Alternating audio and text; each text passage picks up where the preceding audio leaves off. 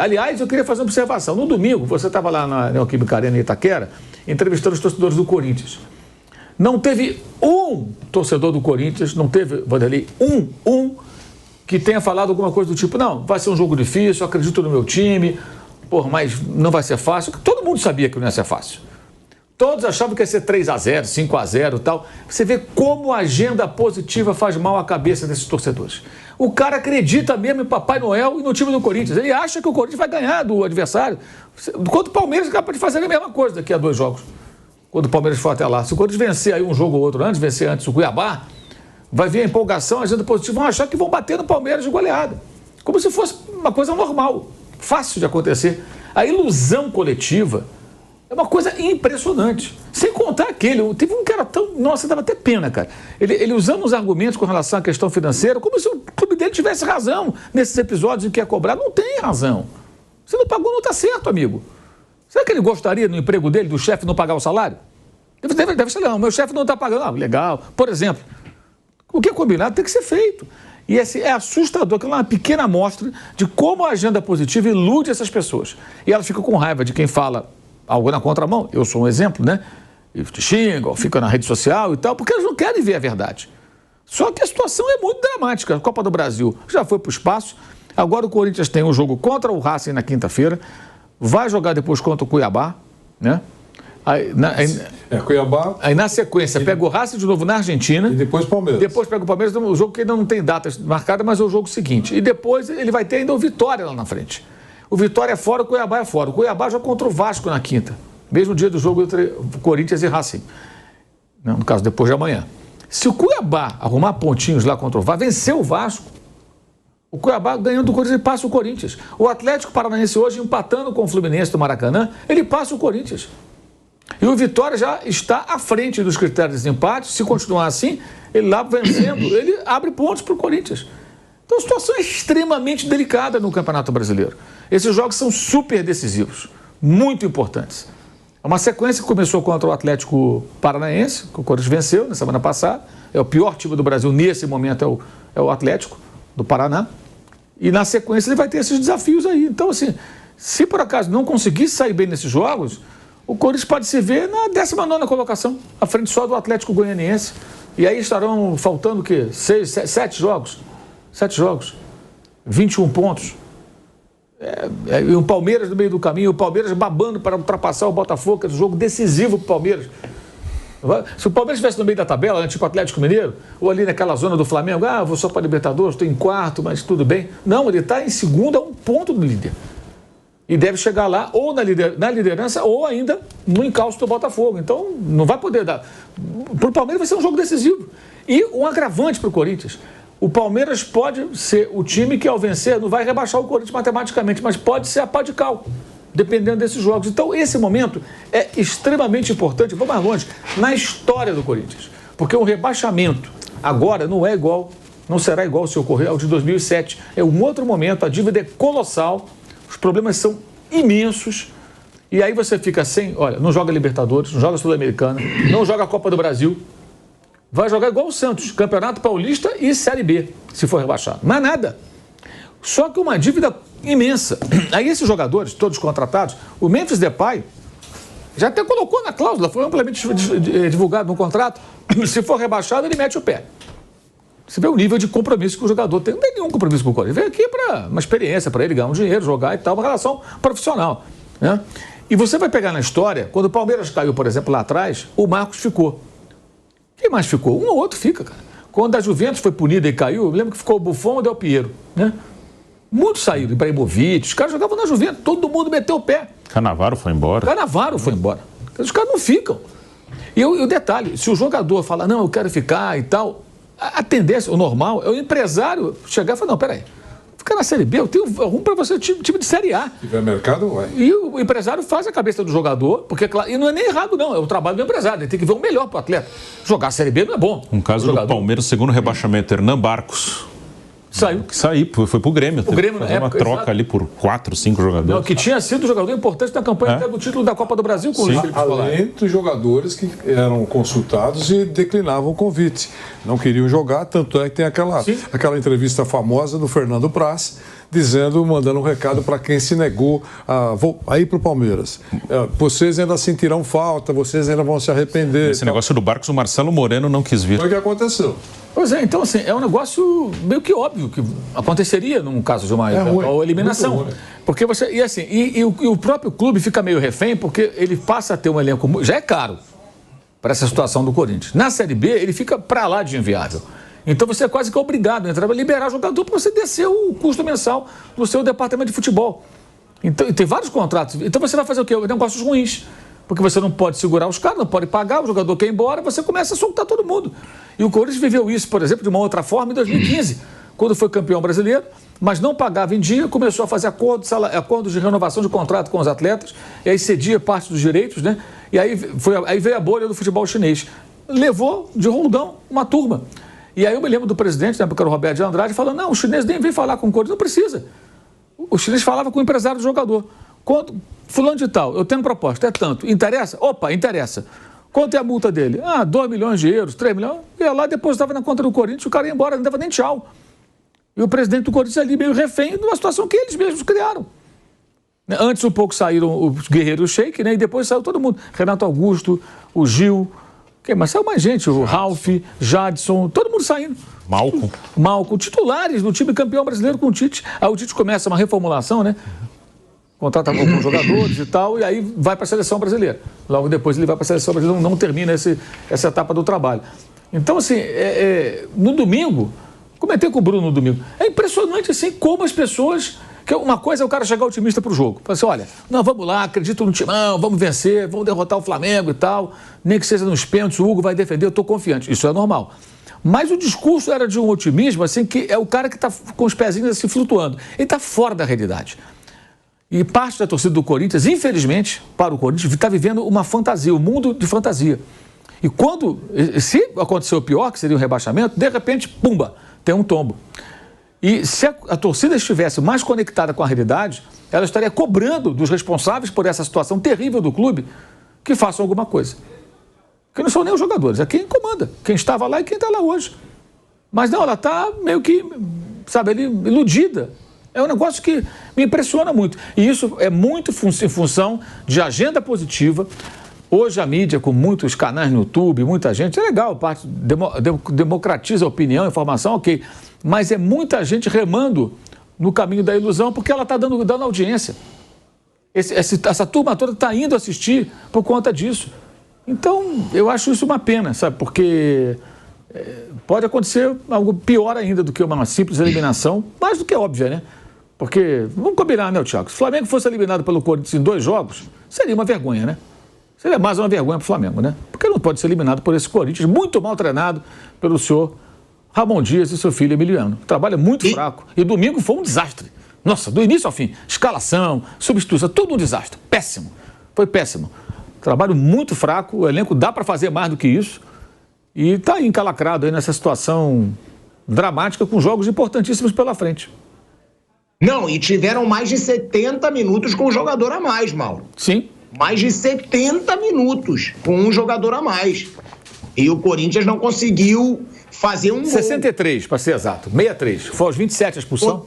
Mas contando os acréscimos, eu acho que foram mais de 70. Eu não conto acréscimo porque acréscimo é uma reposição do tempo de bola parada. Tá. Né? Então eu conto os 90, né?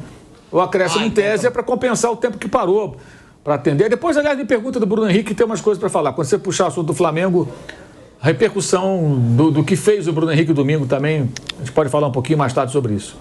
Então tá bom, o Mauro querendo falar. O Mauro não estava ontem no programa, né? Ele querendo falar aí sobre essa situação do Bruno Henrique. Mas tem essa situação também que traz o Mauro, né, Vanderlei? O Corinthians vive um momento péssimo. Péssimo agora, porque tá eliminado da Copa do Brasil.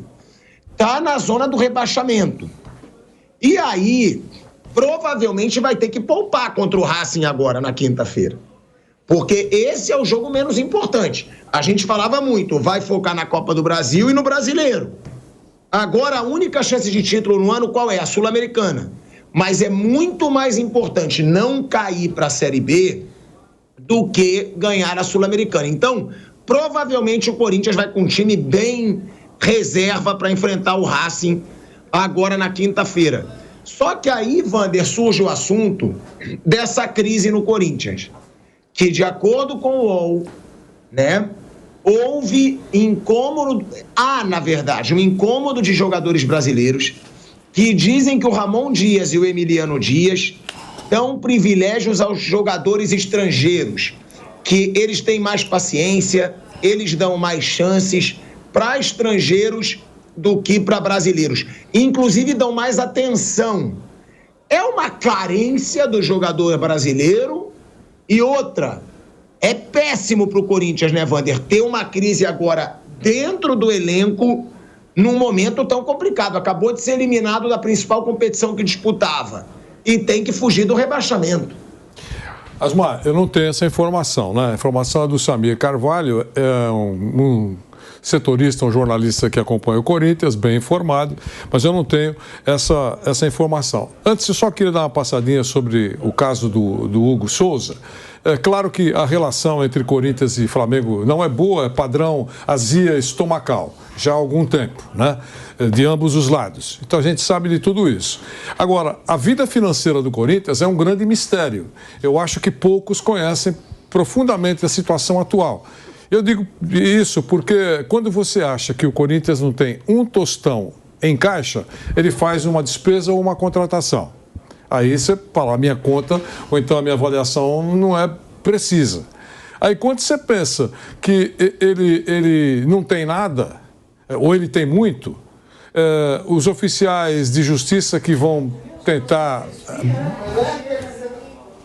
Os oficiais de justiça que vão tentar resgatar algum dinheiro na conta não encontram absolutamente nada na conta. É só pegar nas páginas aí. Conta 1, conta 2, conta 3, não encontraram quase nada. Recentemente. E aí logo depois surge uma contratação, digamos, com valores respeitáveis. Então a gente não sabe a verdadeira vida financeira do Corinthians. A gente sabe que a dívida é imensa, mas não sabe o que tem no caixa nesse momento. E com relação a essa briga, ou narizes torcidos, eu sempre venho à minha cabeça de que é uma coisa tão antiga, né? Mas que é viva hoje. Para os titulares, o técnico é o Guardiola. Para os reservas, o técnico é uma anta. Então não dá para agradar todo mundo. Eu acho que isso de nariz torcido e tal, eu não acredito que o técnico faça isso no momento de tanta preocupação. O cara não quer cair. Perrengue desse. O Ramon Dias não quer... quem caiu com o Corinthians? O Ramon Dias e o Emiliano. É maravilhoso isso. Os jogadores não serão lembrados como técnico. O técnico vai ser mais lembrado do que o jogador. Quer dizer, o técnico que... Meu Deus, o técnico cair com o Corinthians... O problema é o seguinte, é o técnico de plantão. Eu lembro bem a história do Palmeiras. O Vanderlei Luxemburgo caiu ou não caiu? Mas ele fez só um jogo na temporada e o outro não importa. Ele está lá, fez um só, mas se ele tivesse vencido esse jogo, né, ele teria... o Palmeiras não teria caído, por exemplo. Então, quem está no comando técnico de um time grande como é o Corinthians e cair, é terrível para a carreira. Aconteceu com o Renato também no Grêmio, né? O elenco do Grêmio cai sem o Renato, mas ele montou aquele elenco, como aconteceu com o Vanderlei nessa época. Eu não acho que porque um é argentino, o outro é argentino também, aí vou cruzar com ele em Buenos Aires, então vou colocar no time. Ele quer salvar dele. Claro. Então, eu não acredito muito nisso, não na informação, não acredito muito na verdade desse grupo que estaria descontente. Será que o cara é tão craque assim? Com ele no time, tudo certo. A gente sabe, o Bruno e os comentaristas que são muito competentes da Jovem Pan, em vários jogos dizem, olha, o Vampeta fala muito isso, titulares e reserva no Corinthians, é tudo igual. O Vampeta fala que tem 3, o Garro, acho que o Yuri Alberto e mais um que ele fala. Esses aí são titulares, o resto é tudo igual. Os outros são tudo igual. Um está bem fisicamente, menos em forma do que o outro, mas não altera nada para o Corinthians. Então, essa notícia, se tiver mesmo um grupinho descontente, é mais um desserviço que eles estão prestando ao Corinthians. Vanderlei, você falou da questão do Hugo, Flamengo e Corinthians, né? É uma coisa muito certa, né? Havia um ótimo relacionamento que não tem mais, né? Quando tomou posse o Augusto Melo, estava lá o Marcos Braz. Você vê o caso do Mateuzinho, ele foi treinar no Corinthians sem um contrato assinado. Porque tudo era tranquilo entre os dois clubes ali. Aí houve aquele episódio que o presidente do Corinthians ao perceber a péssima repercussão da contratação naquelas condições, que o Corinthians não tinha nenhuma proteção, né? Se o Mateuzinho, sei lá, vem o Mago Merlin, né? Um belo dia, uma manhã, ele acorda assim, aparece diante de um gênio da lâmpada e fala, um pedido, eu quero virar o melhor lateral do mundo. O Mateuzinho vira o Felipe Lan, começa a jogar uma bola que ele nem imagina. Aí ele é vendido por uma fortuna posterior, o Corinthians não levaria nada. Aí ele desfez o negócio, né? Foi lá, deu entrevista. Não, o Corinthians não vai ser barriga de aluguel. Até foi muito curioso, porque ele fez o acordo que poderia transformar o clube em tal. Aí o jogador foi devolvido na prática. Depois faz um novo acordo e compra o jogador, que eu considero um péssimo negócio. Ele podia ficar com o cara emprestado, fixar um valor, negociar com o Flamengo. E aí, se o Mateuzinho vai bem, eu compro. Se não vai bem, eu não compro, devolvo o jogador, né? Seria mais... Mas enfim, fechou o negócio. Então houve até esse acordo. E na sequência, o Flamengo tinha outras opções de empréstimo do goleiro. E preferiu o Corinthians por quê? Qual a ideia do Flamengo aí? Ele não ia jogar mais no Flamengo, ia ser o quarto, quinto goleiro, como foi antes. Tinha muito desgaste com a torcida por conta de péssimas atuações nos tempos do Paulo Souza, né? Antes de ir para Portugal emprestado. Não conseguiu se firmar em Portugal. O Corinthians precisando de um goleiro. Qual foi o raciocínio dos caras? Se o cara for bem no Corinthians, ele valoriza. E o Flamengo vai preservar 40% se vender. Então, se ele for bem no Corinthians e for vendido, o Flamengo ainda ganha uma grana. A maneira de você recuperar um jogador que, se fica lá encostado, você vai se valorizando, desvalorizando. E por quê? Porque os clubes se entendiam bem. Agora mudou, isso acabou realmente, não tem mais. Teve aquele episódio que, né, eu não esqueço do Gabigol. Na posse do Augusto Melo. E apesar disso, os caras continuaram tendo um bom contato, né? E aí seguiu, até que agora não. Aí no domingo teve um negócio de música alta no vestiário, faltou luz... Umas bobagens, né? No outro jogo eu tinha bola vazia, uma mentalidade tão varziana, no sentido pejorativo da expressão, né? Porque acho que na várzea, muitas vezes, até há mais respeito pelo adversário do que isso. Isso é uma bobagem. Não é isso que vai definir uma classificação, uma vitória. Isso é uma besteira. É uma pegada assim muito anos 60, sabe? Aquela Libertadores raiz lá dos anos 60, que acontecia coisas bizarras, né? Não tinha televisão, não tinha transmissão direito, só no rádio ali, 2, 3 acompanhando. Enfim. Mas agora há um desgaste natural. Deixa eu dar uma informaçãozinha rápida. Confirmei agora aqui, o Flamengo recebeu os R$500 mil do Hugo, agora o Corinthians tem até 30 de novembro para pagar 800 mil euros e ficar com o jogador. Se não pagar, aí vão ter que negociar. A primeira foi paga também? Sim, pagou tudo. 1,5 milhão já foi pago, além de 200 mil euros, deu cerca de R$1 milhão, né? Pouco mais, pelo empréstimo. Agora faltam 800 mil euros. Tudo vai sair para os 7,5 milhões aí.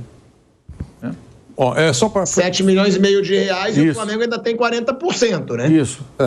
É um bom goleiro mesmo. Se o Corinthians conseguir saldar tudo, encontrou um goleiro.